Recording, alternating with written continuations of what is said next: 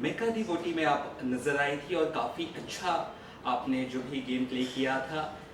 कितने एक्साइटेड है या फिर क्या नर्वसनेस है, क्या है? आप ज़रा बताइए दो दर्शकों को। थैंक यू बॉलीवुड क्रेजीज़, आपने मेरा इतना अच्छे से स्वागत किया। एंड मेरा जो एक्सपीरियंस मिका दी वोटी में रहा है वो बहुत ही अमेजिंग रहा है। मतलब यहाँ पर मैंने इतना कुछ सीखा है, अपने बारे में जाना है। और कहते हैं ना कि कोई भी काम आप करो तो आपके लाइफ में एक्सपीरियंसेस ही जुड़ जाते हैं, भले आप उसमें कामयाब हो या ना हो, that's a secondary thing, but आपका एक्सपीरियंस बढ़ जाता है। तो यहाँ पे मेरा एक्सपीरियंस बढ़ा है। और मेका जी को मैंने इतना करीब से जाना, क्योंकि इतना करीब से तो शायद ही मैं उनको कभी जान पाती। एंड स्वयंवर के माध्यम से मैंने जाना कि वो कितने अच्छे इंसान हैं, कितने केयरिंग है, कितने सॉफ्ट है उनका नेचर रियल लाइफ में। सो आई एम ग्लैड कि मैं इसका पार्ट बनी। ये आपका एक शुरुआत भी रहा टीवी पर, और ये जर्नी कैसी रही? शुरुआत कैसे हुई आपको? जैसे फ़ोन आया हुआ, क्या हुआ, या घर से किस तरह से रजामंदी मिली, बताइए। यस, ये मेरे टीवी का पहली शुरुआत है, पहला रियलिटी शो है मेरे लाइफ का। और मुझे इसके लिए कॉल आया था सबसे पहले कि क्या आप स्वयंवर करना चाहोगी? अगर चाहोगे तो अभी एक कॉल इंटरव्यू ले लेते हैं। तो फिर मैंने उनसे कहा कि मुझे थोड़ा सा समय चाहिए सोचने के लिए, क्योंकि मैंने आज तक कभी सोचा नहीं था स्वयंवर के बारे में। बट उन्होंने फिर कहा कि मिका जी का स्वयंवर है, तो वो सुनते ही सबसे पहले तो चेहरे पे स्माइल आ गई, क्योंकि उनकी हमेशा से मैं बहुत बड़ी फ़ैन रही हूँ म्यूज़िक की। एंड आई वाज लाइक, यार I want to know this person more, I want to understand him. तो मैंने मॉम डैड से सबसे पहले इस चीज़ के बारे में बात की। तो मम्मी ने तो तुरंत कहा कि हाँ करो बिंदास, it's all up to you.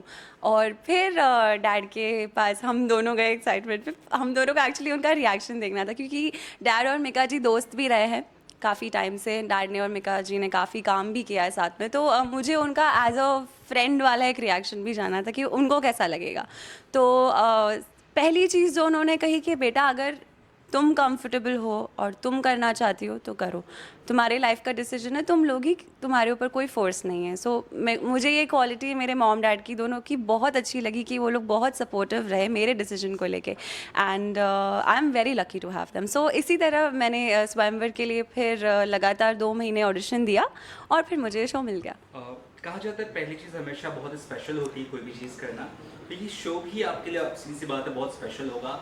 कुछ ऐसी यादें, कुछ ऐसी बातें अगर शेयर करना चाहे दर्शकों को। मेरे लिए ये शो बहुत ही ज़्यादा स्पेशल रहा है। और यहाँ पे इतनी सारी मेमोरीज़ मैंने क्रिएट की है।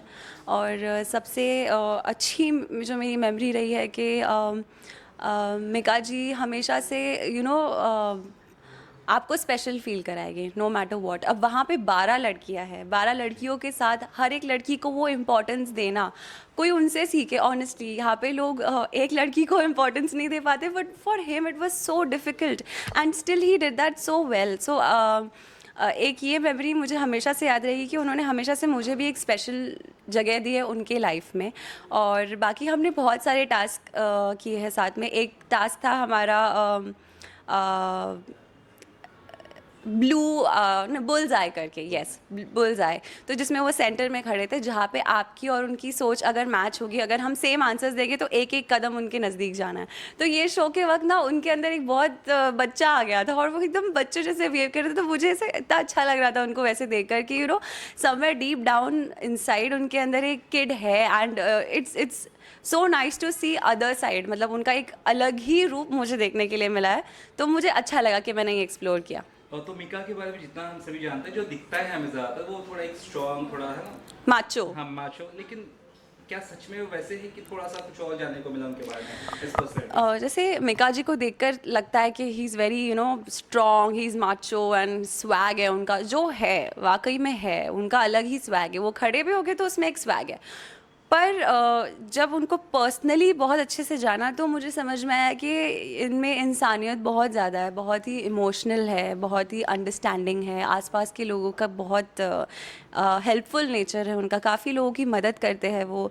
अगर किसी को तकलीफ़ में देख ले सेट पे, किसी की तबीयत ख़राब हो या किसी को वो चेयर नहीं मिल रही थी, एक बार एक म्यूज़िशियन थे हमारे सेट पे, तो वो फ्रेम में थे पीछे कैमरा में।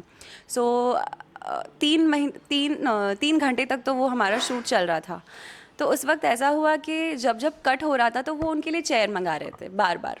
सो मुझे वो अच्छा लगा कि कहीं ना कहीं वो लोगों की तकलीफ़ बिना बोले भी समझ जाता है। तो इसी तरीके से वो जानवरों के लिए भी बहुत उनके अंदर सॉफ्ट कॉर्नर है, तो वो भी बेज़ुबान होता है, तो उनकी चीज़ें भी वो तुरंत एकदम पकड़ लेते हैं कि हाँ कि ये तकलीफ़ में है ये जानवर, या इसको खाना चाहिए, या जो भी है वो बहुत जल्दी पकड़ लेते हैं। तो मुझे उनकी क्वालिटी बहुत अच्छी लगी। ध्वनि जी जानना चाहेंगे पर्सनल लाइफ में भी कहीं ना कहीं जो आप क्वालिटीज ढूंढती है किसी में, क्योंकि सीधी सी बात है आप शादी के लिए ही गई थी वहाँ पर, तो ऐसी कोई क्वालिटीज जो आप ढूंढती है लड़कों में? मेरे लिए एक लड़के का बहुत सेंसिबल होना, मैच्योर होना, ऑनेस्ट होना, ट्रांसपेरेंट होना, मतलब जो दिल में है वो उन बातों को बाहर करना, ये बहुत ज़्यादा इम्पॉर्टेंट है एक रिलेशनशिप में। मतलब जब पार्टनर एक्सप्रेसिव होता है तो चीज़ें बहुत ही अलग होती है। आप दोनों का बॉन्ड बहुत अलग ही लेवल पे जाकर आप एक दूसरे को समझ पाते हो।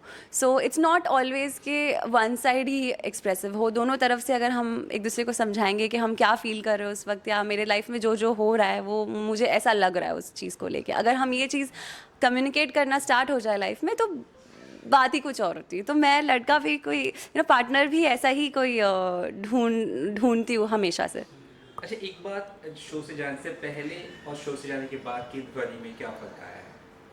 मैं पहले से शो में जाने के पहले और शो में आने के बाद से मैं अंदर से बहुत ज़्यादा कॉन्फिडेंट फील करती हूँ, और अपने ऊपर मुझे विश्वास है कि मैं कुछ भी कर सकती हूँ लाइफ में, क्योंकि मैंने कभी नहीं सोचा था कि मैं स्वयंवर करूँगी।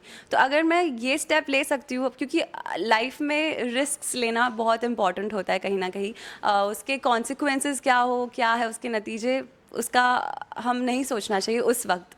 तो मैंने बिना सोचे अगर ये स्टेप लिया है मेरे लाइफ में, तो मुझे ऐसा लगता है कि मैं आगे कुछ भी कर सकती हूँ। I am confident enough. सीधी सी बात है, आपकी बातों से आपका कॉन्फिडेंस झलक रहा है, और आप में एक क्या कहते हैं कि बहुत नेचर सादगी वाला है, तो क्या पेरेंट्स से ये मिला है?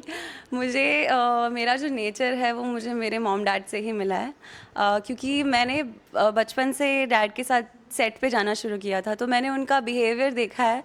जैसे जो स्पॉट बॉयज़ होते हैं जो पापा का ध्यान रखते हैं, या कोई भी सेट पे कोई भी हो, ऊपर से लेके नीचे तक के सबके साथ में उनका बिहेवियर सेम है।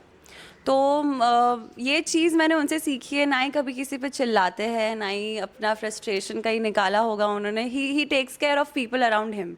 तो आई थिंक कहीं ना कहीं हो सकता है, अगर आप कह रहे हो तो मुझ पे उसके कारण आया होगा। और मेरी मम्मी भी ऐसी है, वो उनके साथ में अगर किसी ने कुछ बुरा भी कर दिया तो पलट कर नहीं बोलती है। So I think it comes from mom and dad. We all fan of VIP sir, और आप उनकी बेटी है, तो ये कितना एक स्पेशल लगता है आपको जो कॉम्प्लीमेंट करते हो कुछ ऐसा?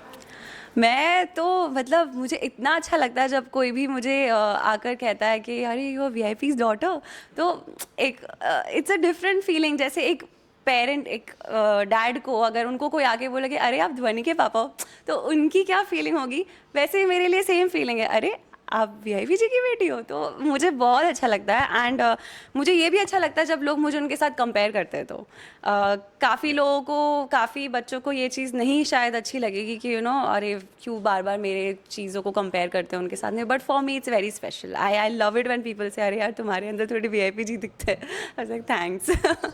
So we also heard that you are multi-talented. So anything that you want to show to the audience or tell to the audience?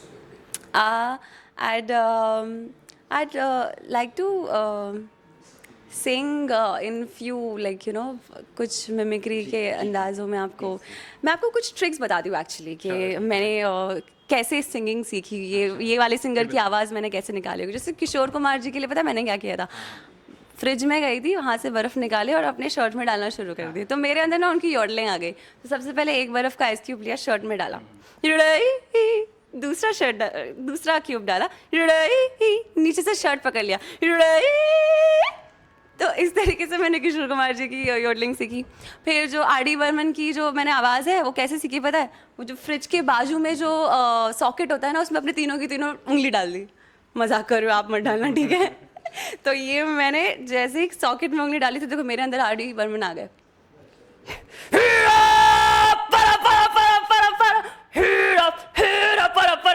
आप करोगे तो मरा हो जाओगे, तो मत डालना, ठीक है? सो या दिस इज़ हाउ मैंने थोड़ी बहुत मिमिक्री कुछ कुछ ऐसी ट्रिक्स के साथ सीखी। जैसे हेमंत कुमार जी की आवाज़ के लिए मैंने क्या किया, फ्रिज का दरवाज़ा खोला, ठंडी ठंडी हवाएं बाहर आई और मेरे अंदर हेमंत आ गए। कैसे?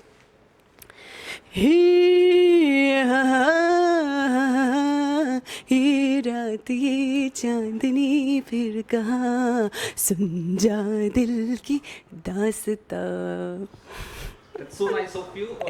इसके अलावा आपसे जानना चाहेंगे, आपने मिक्का दी बोटी की, अब आगे कौन से प्रोजेक्ट्स के लिए आप कोशिश कर रही है या क्या करना चाहती है आगे? आगे मैं एक्टिंग में ही जो भी करना चाहती हूँ, एक्टिंग ही परस्यू करना चाहती हूँ, चाहे वो अब OTT हो या टेलीविज़न हो या फिल्म्स हो। I really want to see myself as an actor and मैं बहुत ही जल्द आप लोगों को कुछ हैप्पी न्यूज़, खुशखबरियाँ सुनाना भी चाहूँगी। एंड उसके अलावा मुझे रियलिटी शोज़ में भी बहुत इंटरेस्ट है, जैसे खतरों के खिलाड़ी हो गया या बिग बॉस हो गया। मैं मतलब बचपन से मेरा फैंटेसी रहा है to be in Bigg Boss कि अगर ये कंटेस्टेंट की जगह मैं होती तो मैं क्या करती, ऐसे दिमाग दौड़ता है मेरा हमेशा। तो मुझे इन चीज़ों में भी बहुत ज़्यादा इंटरेस्ट है। एक ऐसी चीज़ है जो आपकी पेरेंट्स की जो आपको बहुत पसंद है और आप भी चाहती है कि वो आपके जो पार्टनर हो उसमें रहे?